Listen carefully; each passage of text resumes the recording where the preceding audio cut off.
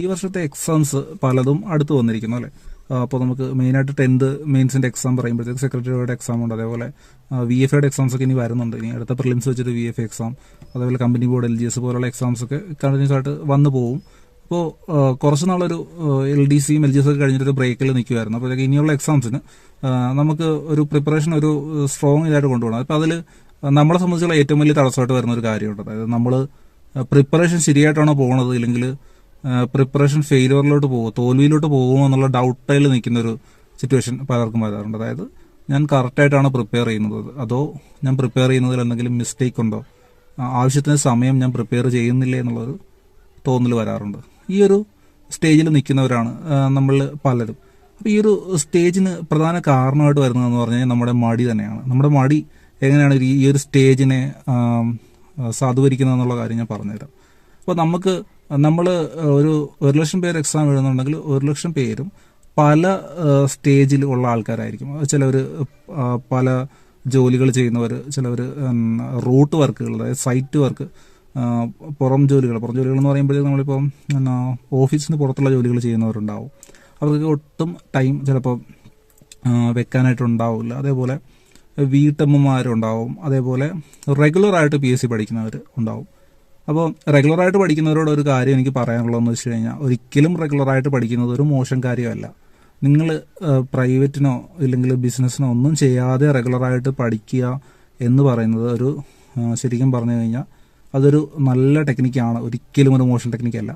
കാര്യം റെഗുലറായിട്ട് പ്രിപ്പയർ ചെയ്യുമ്പോഴത്തേക്ക് നിങ്ങൾക്ക് അത്രയും കൂടുതൽ അതിനുവേണ്ടി ടൈം ഡെഡിക്കേറ്റ് ചെയ്യാനും നിങ്ങളതിൽ പ്രോ ആകാനും നിങ്ങൾക്ക് സാധിക്കും. അപ്പോൾ ഓരോ കാര്യത്തിനും അതിൻ്റെതായിട്ടുള്ള ഷോർട്ട് കമ്മിങ്സ് ഉണ്ടാവും. അപ്പോൾ നിങ്ങളുടെ പ്രിപ്പറേഷൻ്റെ ടൈമിൽ നിങ്ങളുടെ പ്രിപ്പറേഷൻ കറക്റ്റായിട്ടല്ല പോകുന്നതെന്ന് തോന്നുന്നുണ്ടെങ്കിൽ അതിനൊരു കാരണമുണ്ട്. ആ ഒരു തോന്നൽ കൂടുതലും വരുന്നത് ഫുൾ ടൈം PSC പഠിക്കുന്ന ആൾക്കാർക്കായിരിക്കും അങ്ങനെ ഒരു തോന്നൽ വരുന്നത്. കാര്യം ഫുൾ ടൈം പഠിക്കുമ്പോഴത്തേക്ക് നിങ്ങൾ വീട്ടിൽ ഒരു 16 hours വീട്ടിലിരിക്കുന്നു, 8 hours ഉറങ്ങിയതിന് ശേഷം 16 hours വീട്ടിലിരിക്കുന്നു. ഇതിൽ തന്നെ ഒരു കോച്ചിങ്ങിന് പോകുന്ന സമയം നമ്മൾ കൂട്ടത്തേ ഇല്ല. കാര്യം കോച്ചിങ്ങിന് പോകുന്നത് ഒരിക്കലും നമ്മൾ ഇതിൻ്റെ കൂട്ടത്തില്ല. അല്ലാതെയുള്ള സമയത്ത് നിങ്ങൾ 1 മണിക്കൂർ പോലും ഈ പ്രിപ്പറേഷന് വേണ്ടി വരുന്നില്ല എന്നുള്ളൊരു തോന്നൽ വരുമ്പോഴത്തേക്കാണ് നിങ്ങളുടെ ഉള്ളിലൊരു കോൺഫ്ലിക്റ്റ് വരുന്നത്, അല്ലെങ്കിൽ ഒരു തർക്കം നിങ്ങളുടെ ബ്രെയിനിനുള്ളിൽ തന്നെ വരും. അതായത് ഗിൽറ്റ് എന്ന് പറഞ്ഞ സാധനം, ഇല്ലെങ്കിൽ കുറ്റബോധം എന്ന് പറഞ്ഞ സാധനം, ഞാൻ എൻ്റെ സമയം നന്നായിട്ട് ഉപയോഗിക്കുന്നില്ല എന്നുള്ള ഒരു കാര്യം ഒരു വശത്ത്, ഇപ്പുറത്തെ വശത്ത് ഈ ഒരു സമയത്ത് ജോലിക്ക് പോയി കഴിഞ്ഞാൽ പണം കിട്ടുമെന്നുള്ളൊരു കാര്യം മറുവശത്ത്. ഈ രണ്ട് കാര്യങ്ങൾ തമ്മിലൊരു കോൺഫ്ലിക്റ്റ് ഉണ്ടാവും. അപ്പോൾ ഈ ഒരു കോൺഫ്ലിക്റ്റിനെ മറികടക്കാനുള്ള ഏറ്റവും നല്ല മാർഗ്ഗം എന്ന് പറഞ്ഞാൽ, നമ്മൾ പ്രിപ്പറേഷന് വേണ്ടി മാത്രം സമയം ചെലവഴിക്കുന്നവരാണെങ്കിൽ നമ്മൾ പ്രിപ്പറേഷൻ കൂടുതൽ ടൈം ഉപയോഗിച്ച് ചെയ്യുക എന്നുള്ളതാണ് ഈ ഒരു കുറ്റബോധത്തിനെ ഒഴിവാക്കാനായിട്ടുള്ള കാര്യം. പിന്നീട് രണ്ടാമത് വരുന്നൊരു കാര്യം ഞാൻ പറയാം. നമ്മളിൽ പലരും ഒരു റാങ്ക് ലിസ്റ്റിൽ വന്നിട്ട് ആ റാങ്ക് ലിസ്റ്റ് തീരാറായി എന്നുള്ളത് സ്റ്റേജിൽ നിൽക്കുന്ന ഒരുപാട് പേര് ഇപ്പോൾ ഈ വീഡിയോ കാണുന്നത്, എനിക്ക് 100% ഉറപ്പാണ് ഒരുപാട് പേര് വീഡിയോ കാണുന്നുണ്ടാവും. അപ്പോൾ അവരുടെ സ്റ്റേജിലൊക്കെ കടന്നു വന്നിട്ടുള്ള ആൾക്കാരാണ്. ഇപ്പം ഞാനാണെങ്കിലും മറ്റൊരുപാട് പേരും അങ്ങനെ റാങ്ക് ലിസ്റ്റ് വന്നിട്ട് തീരാറായി എന്നില്ലെങ്കിൽ സപ്ലിമെന്റ് ലിസ്റ്റിൽ ആയിപ്പോയി എന്നൊക്കെയുള്ള സ്റ്റേജിൽ വന്നിട്ടുള്ള ഒരുപാട് പേരുണ്ട്. ഒരുപാട് പേര് നേരിട്ട് പരിചയമുണ്ട്. അപ്പോൾ ഇവരോട് എല്ലാവരോടുമായിട്ട് പറയാനുള്ളത്, നിങ്ങളുടെ ഏജ് ലിമിറ്റ് കഴിഞ്ഞിട്ടില്ല എങ്കിൽ നിങ്ങൾ ഇനിയും തുടർന്ന് പഠിക്കുക എന്നുള്ളത് തന്നെയാണ് ഏറ്റവും പ്രധാനമായിട്ട് പറയാനുള്ളത്. അപ്പം നമുക്ക് സമരമാർഗങ്ങളും കാര്യങ്ങളും ഒക്കെ പല ആൾക്കാരും അവലംബിക്കുന്നതായിട്ട് കാണാറുണ്ട്.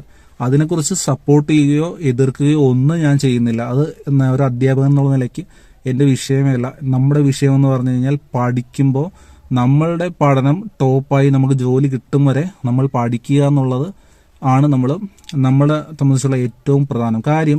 ഇതൊരു കോമ്പറ്റീറ്റീവ് എൻവയോൺമെന്റ് ആണ്. അതായത് ഒരു മത്സര പരീക്ഷ എൻവയോൺമെന്റ് അല്ലെങ്കിൽ അന്തരീക്ഷമാണ് നമ്മുടെ നാട്ടിലുള്ളത്. മത്സര പരീക്ഷ അന്തരീക്ഷത്തിൽ ഏറ്റവും പ്രധാനമായിട്ട് അതിലെ മത്സരത്തിൽ പങ്കെടുക്കുന്ന ആൾക്കാർ മാത്രമല്ല അതിൽ വരുന്നത്. മത്സരത്തിൽ പങ്കെടുക്കുന്ന ആൾക്കാരും നമ്മൾ അതിൽ ടോപ്പ് 400 പേരിൽ വന്നു കഴിഞ്ഞാൽ നമുക്ക് ജോലി കിട്ടുമെന്നുള്ള കാര്യം മാത്രമല്ല അതിൽ വരുന്നത്. അതിൽ പല ബാക്കിയുള്ള ഫാക്ടേഴ്സ് എല്ലാം കയറി വരും. അപ്പോൾ അത് ചിലപ്പോൾ വേറെ എന്തെങ്കിലും കാരണമാവുന്ന, ഒരുപക്ഷെ നമ്മുടെ റാങ്ക് 400, 399 പേർക്കേ നിയമനം കിട്ടിയുള്ളൂ എങ്കിലും നമ്മളത് സഹിച്ചേ പറ്റുള്ളൂ. നമ്മൾ സഹിക്കേണ്ട ആവശ്യമില്ല. ഇത് നമ്മൾ ഉദ്ദേശിച്ചത് നമ്മൾ ഈ ഒരു സമയത്ത് മാത്രമുള്ളൊരു കാര്യമല്ല.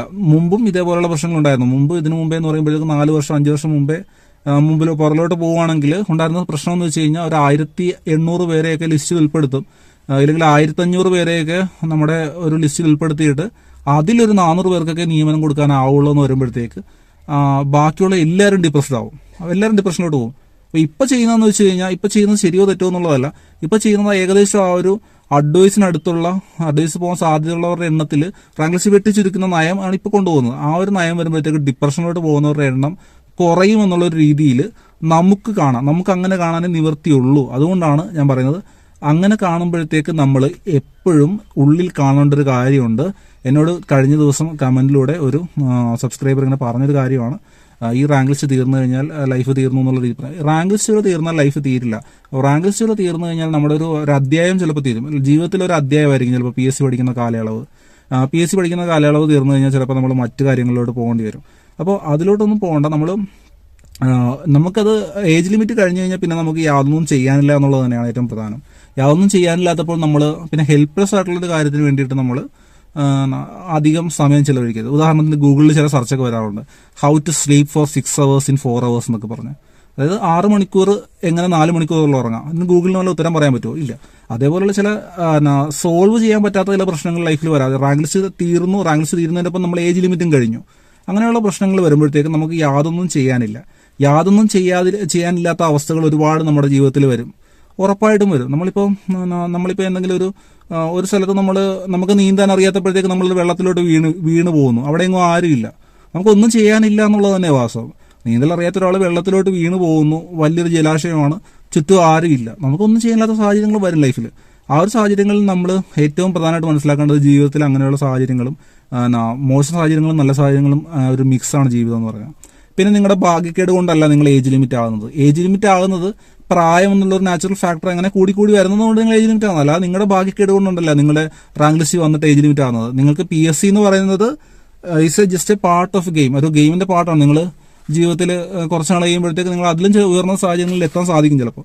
കാര്യം ഗവൺമെന്റ് ജോലിക്കാർ മാത്രമല്ല, കഴിഞ്ഞൊരു കമന്റിൽ ഞാൻ പറഞ്ഞതുപോലെ ഏകദേശം ഒരു 1.6% ആൾക്കാർ മാത്രമാണ് ഗവൺമെന്റ് ജോലി കൊണ്ട് ജീവിക്കുന്നത്.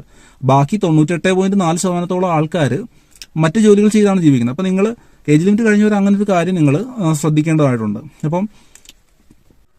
അപ്പോൾ നമ്മൾ പ്രിപ്പറേഷനെ കുറിച്ച് പറഞ്ഞു വരാനാണെങ്കിൽ, നിങ്ങൾ പ്രിപ്പറേഷൻ ചെയ്യുമ്പോഴത്തേക്ക് ഇപ്പോൾ നിങ്ങൾക്ക് കണ്ടിന്യൂസ് ആയിട്ട് പ്രിപ്പയർ ചെയ്യാൻ പറ്റുന്നില്ല എങ്കിൽ നിങ്ങളൊരു കാര്യം ശ്രദ്ധിക്കുക, നിങ്ങൾ പഠിക്കാനിരിക്കുന്ന ഒരു ടൈം, അതേപോലെ നിങ്ങളുടെ ഡിസ്ട്രാക്ഷൻസും കാര്യങ്ങളും ഒക്കെ നിങ്ങൾക്കൊരു പ്രശ്നമാണ്. ഡിസ്ട്രാക്ഷൻസ് എന്ന് പറഞ്ഞു കഴിഞ്ഞാൽ നിങ്ങളെ ഇതിലോട്ട് തടസ്സപ്പെടുത്തുന്ന കാര്യങ്ങളുണ്ട്. ഉദാഹരണം പറയാനാണെങ്കിൽ ജസ്റ്റ് സിമ്പിളായിട്ട് എക്സ്പ്ലെയിൻ ചെയ്യാം. നിങ്ങളുടെ ഏറ്റവും വലിയ ലക്ഷ്യം ഏതാണോ അത് നിങ്ങൾ എടുത്തു വെക്കുക. ആ ഒരു ലക്ഷ്യത്തിന് വേണ്ടി ഉപയോഗിക്കുന്ന സമയം നിങ്ങൾ എഴുതി വെക്കുക.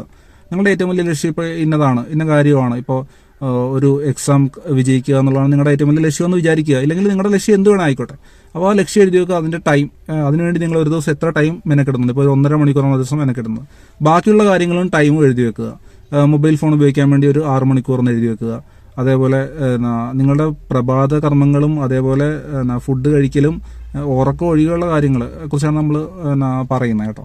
ആ ഒരു ലിസ്റ്റ് നമ്മൾ എഴുതി വെച്ച് കഴിയുമ്പോഴത്തേക്ക് ആ ലിസ്റ്റിൽ ഈ 1.5 മണിക്കൂർ മാത്രമാണ് നമ്മുടെ ലക്ഷ്യത്തിന് വേണ്ടി നമ്മൾ കൊടുക്കുന്ന സമയം. ബാക്കി ടൈം എല്ലാം ഡിസ്ട്രാക്ഷൻസ് ആണ്. ഓക്കെ, ഡിസ്ട്രാക്ഷൻസ് എന്ന് പറഞ്ഞാൽ ഫോണിന് വേണ്ടി കൊടുക്കുന്ന സമയം, ഇല്ലെങ്കിൽ നമ്മൾ ബാക്കി എന്തിനു വേണ്ടിയും പോകുന്ന സമയമൊക്കെ ഡിസ്ട്രാക്ഷൻസ് ആണ്. ഈ ഡിസ്ട്രാക്ഷൻസിന് വേണ്ടിയിട്ട് നിങ്ങൾക്ക് വേണമെങ്കിൽ ആഴ്ചയിൽ ഒരു ദിവസം അല്ലെങ്കിൽ 10 ദിവസം കൂടുമ്പോൾ ഒരു ദിവസം നിങ്ങൾക്ക് വെക്കാം. അല്ലാത്ത ടൈം എല്ലാം നിങ്ങൾ കണ്ടിന്യൂസ് ആയിട്ട് പ്രിപ്പറേഷനിൽ പോവുക. ഇനി എങ്ങനെ പ്രിപ്പയർ ചെയ്യണമെന്നുള്ളതിന് നമുക്ക് ഓൾറെഡി നമുക്കറിയാം എങ്ങനെ പ്രിപ്പയർ ചെയ്ത് പോകണമെന്നുള്ളത്. ഇനിയുള്ള ടൈം എങ്ങനെ ഡെഡിക്കേറ്റ് ചെയ്യാം. ഇനി 10th മെയിൻസ് എക്സാമിനൊക്കെ ഇനി ഏകദേശം ഒരു 50 ദിവസം അല്ലെങ്കിൽ 49 ദിവസം ഏകദേശം ഉള്ളൂ. അപ്പോൾ ആ ഒരു ടൈമിനുള്ളിൽ അതെങ്ങനെ പ്രിപ്പയർ ചെയ്യുമെന്നുള്ളതല്ല, ആ ഒരു ടൈം വേസ്റ്റ് ചെയ്യാതിരിക്കുക എന്നുള്ളതാണ്.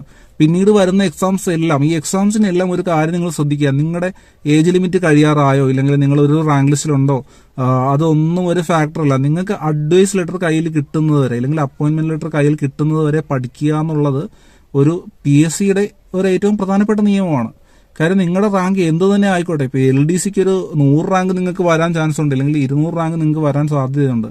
അപ്പോഴും നിങ്ങൾ അതിന്റെ ജോലി സാധ്യതയെക്കുറിച്ച് ഇപ്പോൾ ചിന്തിക്കേണ്ട ആവശ്യമില്ല. ഇപ്പോൾ നിങ്ങൾ ചിന്തിക്കേണ്ടത് ആ LDCയുടെ അല്ലെങ്കിൽ LGSന്റെ അഡ്വൈസ് ലെറ്റർ കയ്യിൽ കിട്ടും വരെ നിങ്ങൾ പഠനം തുടരുക എന്നുള്ളത് ഏറ്റവും പ്രധാനമാണ്. ഇതിന്റെ ലോജിക്ക് ഞാൻ പറഞ്ഞു തരാം. 1ാം റാങ്കുകാർക്ക് ജോലി കിട്ടാത്ത ഒരുപാട് പരീക്ഷകൾ നടന്നിട്ടുണ്ട് PSCയിൽ.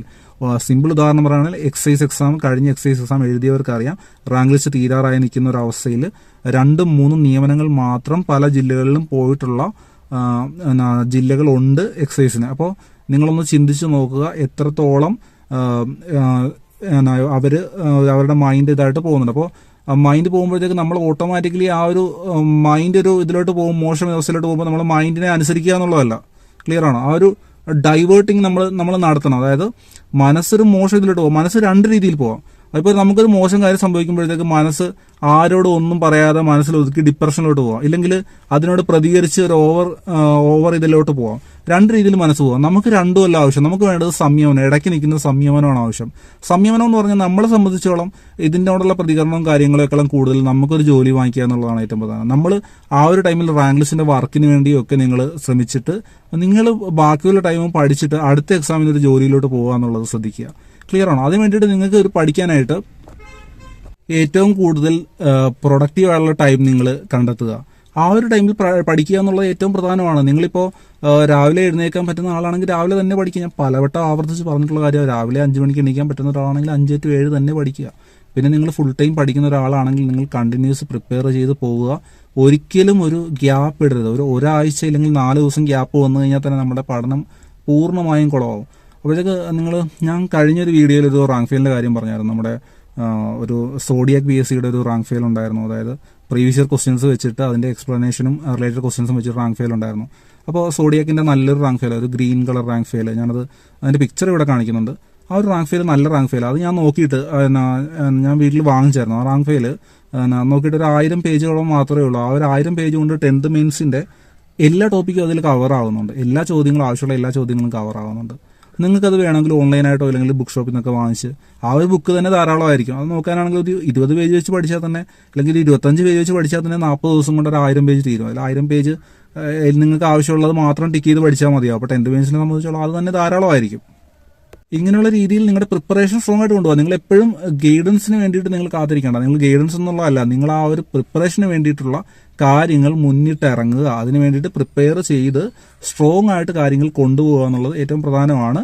അപ്പോൾ ഇതിനിടയിൽ ഇടയ്ക്കുള്ള മറ്റ് ഡിസ്ട്രാക്ഷൻസ് എല്ലാം ഒഴിവാക്കി വെക്കുക. നിങ്ങൾക്ക് ആവശ്യമില്ലാത്ത ചില സോഷ്യൽ മീഡിയ ആപ്ലിക്കേഷൻ നിങ്ങൾ ഓവറായിട്ട് കൺട്രോൾ ചെയ്യുന്നുണ്ടെങ്കിൽ ആ സോഷ്യൽ മീഡിയ ആപ്ലിക്കേഷൻ നിങ്ങൾ ഒഴിവാക്കി വെക്കുക. നിങ്ങളുടെ അഡ്വൈസ് കിട്ടിക്കഴിഞ്ഞില്ലെങ്കിൽ, നിങ്ങൾ ഈ PSC എന്ന് പറഞ്ഞ രംഗം വിട്ട് കഴിഞ്ഞില്ലെങ്കിൽ, അഡ്വൈസ് കിട്ടിക്കഴിഞ്ഞാൽ നിങ്ങൾക്ക് വേണമെങ്കിൽ അത് ട്രൈ ചെയ്യാം. അപ്പോഴത്തേക്ക് ആ ഒരു ടൈം വരെ നിങ്ങൾക്ക് വേണമെങ്കിൽ അത് ഫുള്ളായിട്ട് നിങ്ങൾക്കത് നോട്ടിഫിക്കേഷൻ എല്ലാം ഓഫ് ചെയ്ത് വെക്കുക. നിങ്ങൾ മെയിൻ ആയിട്ട് നിങ്ങളുടെ ഫോണിലെ നോട്ടിഫിക്കേഷൻസ് നിങ്ങൾ പഠിക്കുന്ന ഫുൾ ഫ്ലഡ്ജ് ആയിട്ട് പഠിക്കുന്ന ആൾക്കാർ, ഫുൾ ടൈം പഠിക്കുന്ന ആൾക്കാർ മെയിൻ ആയിട്ട് ശ്രദ്ധിക്കേണ്ട കാര്യം, ആ ഫോണിലെ നോട്ടിഫിക്കേഷൻസ് എല്ലാം അലൗഡ് എന്നുള്ളത് നോട്ട് അലൗഡ് എന്നുള്ളത് ആക്കി വെക്കുക. ആ ഒരു നോട്ടിഫിക്കേഷൻ സെന്ററിൽ കയറിയിട്ട്, സെറ്റിംഗ്സിൽ നോട്ടിഫിക്കേഷൻ കയറിയിട്ട് ആ ഒരു കാര്യം ചെയ്യുമ്പോൾ തന്നെ നിങ്ങളുടെ കുറേയൊക്കെ കാര്യങ്ങൾ സോൾവ് ആകും. കാര്യം നിങ്ങളുടെ ഫോൺ നിങ്ങൾ മാറ്റി കൊണ്ട് വെച്ച് കഴിഞ്ഞ് കഴിഞ്ഞാൽ നിങ്ങൾ ശ്രദ്ധിച്ചാൽ മനസ്സിലാവും. നിങ്ങളൊരു ഫോൺ കൊണ്ട് വെച്ച് കഴിഞ്ഞ് ഒരു 5-6 സെക്കൻഡ് അല്ലെങ്കിൽ 10 സെക്കൻഡിനുള്ളിൽ തന്നെ ഒരു നോട്ടിഫിക്കേഷൻ വന്നിട്ട് നിങ്ങൾ ആ ഫോൺ തിരിച്ചു പോയി എടുക്കാനുള്ള ഇടയായിരുന്നു. അപ്പോൾ ശരിക്കും പറഞ്ഞാൽ ഇത് പർപ്പസ്ഫുൾ ആയിട്ട് ആ ഒരു ഫോണിലുള്ള ആപ്ലിക്കേഷൻസ് ചെയ്യുന്നതാണ്. നിങ്ങൾ ഫോൺ കൊണ്ട് വെച്ച് മാറ്റി വെച്ച് കഴിഞ്ഞാൽ പെട്ടെന്ന് നോട്ടിഫിക്കേഷൻ ടോൺ അടിക്കും. അപ്പോൾ നിങ്ങൾ ആദ്യം തന്നെ ആ നോട്ടിഫിക്കേഷൻ ടോൺ ഓഫ് ആക്കുക എന്നുള്ള ഏറ്റവും പ്രധാനം. അപ്പോൾ നോട്ടിഫിക്കേഷൻസ് ഒഴിവാക്കി നിങ്ങൾ ആ ഫോണിലോട്ടുള്ള ടൈം, ഡെഡിക്കേറ്റ് ചെയ്യുന്ന ടൈം ഒഴിവാക്കി പോകുക. അപ്പോൾ ഫോണിന് വേണ്ടി നിങ്ങൾ പ്രൊഡക്റ്റീവായിട്ട് മാത്രം യൂസ് ചെയ്യുക. നിങ്ങൾ എന്തെങ്കിലും ആപ്സ് യൂസ് ചെയ്യുന്നുണ്ടെങ്കിൽ, പഠിക്കാനായിട്ട് നിങ്ങൾ എന്തെങ്കിലും യൂസ് ചെയ്യുന്നത്, അത് മാത്രം നിങ്ങൾ ഡെഡിക്കേറ്റ് ചെയ്ത് കാണാനായിട്ട് ആ ഫോൺ യൂസ് ചെയ്യുക. ആ ഒരു ബാക്കിയുള്ള അനാവശ്യ കാര്യങ്ങളെല്ലാം ഒഴിവാക്കി കൊണ്ടുപോകുക എന്നുള്ളത് ഏറ്റവും പ്രധാനമാണ്. അപ്പോൾ നമ്മുടെ ചാനലിൽ ഇതുവരെ സബ്സ്ക്രൈബ് ചെയ്യാത്തവർ ചാനൽ സബ്സ്ക്രൈബ് ചെയ്തുകൊണ്ട് വീഡിയോ കണ്ടിന്യൂ കാണുക. നമ്മുടെ ടെലിഗ്രാം ഗ്രൂപ്പുണ്ട്. ടെലിഗ്രാം ഗ്രൂപ്പിൽ നിങ്ങൾ ജോയിൻ ചെയ്യുക. ടെലിഗ്രാം ഗ്രൂപ്പിൽ മെസ്സേജ് സെറ്റിംഗ്സ് എല്ലാം ഓണാക്കി ഇട്ടേക്കുവാണ്. അപ്പോൾ നിങ്ങൾക്ക് അതിൽ സംശയങ്ങളും കാര്യങ്ങളൊക്കെ ചോദിക്കുക. അതിൽ എല്ലാ കാര്യങ്ങളും നോട്ടിഫിക്കേഷനും കാര്യങ്ങളും ഒക്കെ, വീഡിയോ നോട്ടിഫിക്കേഷൻ കാര്യങ്ങളൊക്കെ ടെലിഗ്രാം ഗ്രൂപ്പിൽ അപ്ഡേറ്റ് ചെയ്യുന്നതായിരിക്കും. അതിൽ PSC റിലേറ്റഡ് ആയിട്ടുള്ള കാര്യങ്ങളെല്ലാം ടെലിഗ്രാം ഗ്രൂപ്പിൽ അപ്ഡേറ്റ് വരുന്നതായിരിക്കും. അപ്പോൾ ഇത്രേ പറയാനുള്ളൂ. അപ്പോൾ നമ്മൾ അടുത്ത വീഡിയോയിൽ കാണും വരെ ബൈ ഫ്രം വിഷ്ണു.